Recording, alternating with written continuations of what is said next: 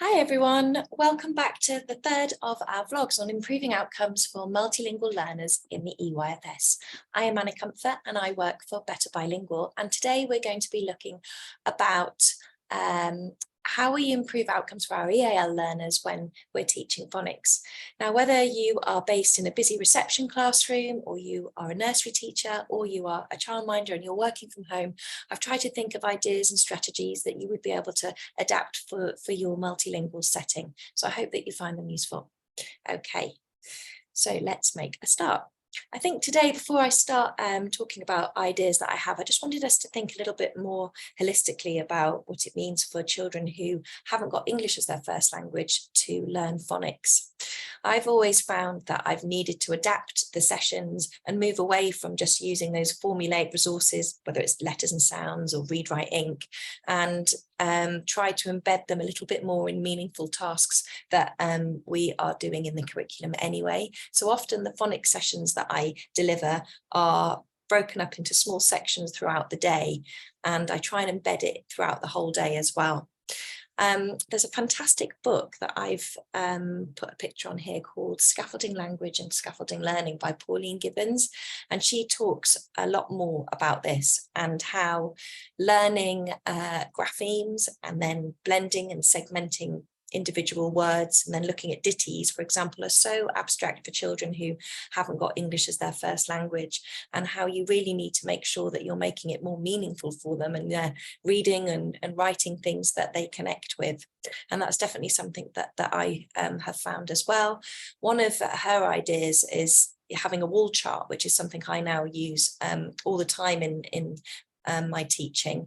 And the wall chart really is just to have, I usually have it displayed while I'm teaching, just to be able to collect words that share the same pattern. So if you're teaching a word in phonics, often I would then display that word into a little pocket, and then whether I was reading a story or teaching a math session, if other words came up that followed the same pattern as that word, we would quickly look at what that word looked like, write it down, and then put it in that pocket. And then children would obviously build up their vocabulary, but be able to really see the words that follow the same pattern and understand what those words mean as well. So they're much more likely to retain them. So definitely recommend the book if you can get hold of it. Okay, so with all of that in mind, I just wanted to talk about a few little ideas that I use to make my sessions a bit more meaningful. Using lots of visual aids. So even not just flashcards, even if they're just keywords and language that you're going to be using from a book in a phonics session, it's sometimes good to pick them out and have them as a picture on a flashcard and give them to your EAL learners to hold. It's a really nice way of involving them. Obviously thinking about how your children are arranged and making sure your EAL learners are sitting at the front, and really thinking about your teaching style in terms of how you're using your voice and making sure I know that we all use lots of hand gestures all the time in early years, but really thinking about pronouncing things slowly and clearly, and maybe having to repeat things for children with little English. And again, I said don't force EAL learners to talk at the bottom. It's absolutely fine if they're not willing to join in with my turn, your turn. They are still learning. I think that sometimes I've always felt deflated that they're not copying things, and often it's just those first few months when everything is, they are immersing themselves in the language, and then they will join in. So don't feel you need to keep on asking them throughout the sessions. Making it fun. So using lots of real objects. I might just move myself across here a little bit so you can see I've got this feely bag here, and I always would have objects in there to give the children a clue what sound we're going to be learning. They'd all hold an object and then they'd all guess what that sound was, because each object would be beginning with the same sound. Playing little memory games. I go to the shop and I bought flour. I went to the shop and I bought some fudge, and then by the end of it they would all shout out the sound is the sound that we're learning today. And these little ideas, again, can be dotted through your day. You don't have to fit them all into one session. The magic box is something I saw years ago and I've used for many years, and more recently in phonics sessions. It's a nice way to start. We'd always do on a Friday morning, we'd open up the magic box and we had a little rhyme where they said, oh box, what do you hide? Let's open you up and see what's inside. And I would always have like a pretty leaf or a beautiful stone, and children with really little English would love, I try and choose them to be the ones that come and pick it and hold it and then have a go at saying it. If it was a eef, if you were learning the E sound, we'd all have a go at writing that word. And then often I'd have a table with other natural objects, other leaves, and they'd have a go at drawing and writing them. It's a nice continuous provision activity after the phonics sessions.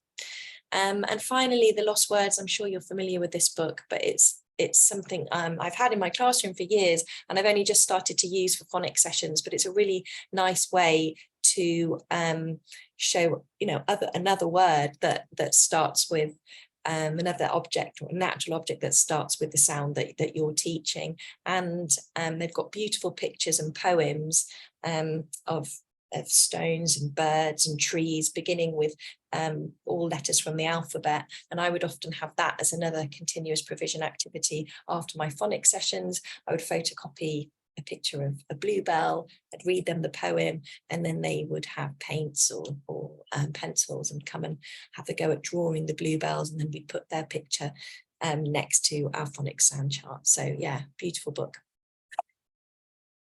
Okay. So small group time. I just wanted to talk quickly about this. I'm very mindful of time. I wanted to say, you can't always adapt all of your phonics sessions or for every EAL learner. So I think it's really good to actually think about when in your day or your week are you going to have that smaller group time or allow for one-to-one time with those children. I would always, on a Friday, play bingo with my Afghan refugee children, and we would use words that they were focusing on that week, and they would absolutely love that. Little games like Guess Who and Pairs are really nice ways to encourage question asking and answering. And these You Choose books, I think they've got 6 or 7 different versions of them now. I'd always have those dotted around the classroom and encourage children to read them together, and they would really love, you choosing which house they were going to live in and what's their favorite food, and finding out what my favorite food was. That was a really nice way to share a book with a child where they don't have to understand the story. So yeah, they're really just some little tips for that directed time with your children. Okay, so we've got to the Better Bilingual checklist. I'm just going to move myself over here a bit now so you can see all of it. So yeah, after this, if you have time, if you can try and think of at least 2 ideas that you're going to implement in your phonics sessions, and then have a date in mind when you can go back and revisit it. Obviously, talk to your colleagues who will be from different settings about which things you think will work well, and others that you might need to extend or adapt more. And please do always feel you can, when you have time, write emails or get in touch if you've got any other challenges that you're facing with phonics teaching in whatever setting you are. I'd love some feedback, and then I can tweak things for the next vlog when I know making sure it's really relevant for you. So thank you very much, and I'll see you next time.